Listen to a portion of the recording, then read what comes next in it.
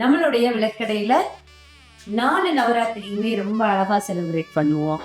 அந்த வகையில வர இருக்கக்கூடிய ஷியாமளா நவராத்திரி, அதாவது 19ஆம் தேதி ஜனவரி 19 ஆரம்பிச்சு 27ஆம் தேதி வரைக்கும் இருக்கக்கூடிய இந்த ஷியாமளா நவராத்திரி அப்படின்னு சொல்லக்கூடிய ராஜ மாதங்கான நவராத்திரி.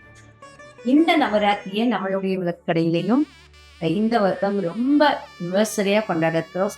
கலைகளுக்கான ஒரு திருவிழாவாக இதை பார்க்கலாம். இந்த தை அமாவாசையில இருந்து அடுத்து வரக்கூடிய அந்த 9 நாட்களும் நுண்கலைகளுக்கு அதிபதியான மூளையை வச்சு வேலை பார்க்கக்கூடியவங்களுக்கு இந்த அம்பாள் தான் அப்படின்னு சொல்லக்கூடிய அளவுக்கு இருக்கக்கூடிய ராஜ ஷியாமளா, ராஜ மாதங்கி, சரஸ்வதி அப்படின்னு கூட சொல்லலாம். கலைகளையும் நமக்கு அள்ளி தரக்கூடிய அம்பாள் வழிபாடுதான் இந்த ஷியாமளா நவராத்திரி.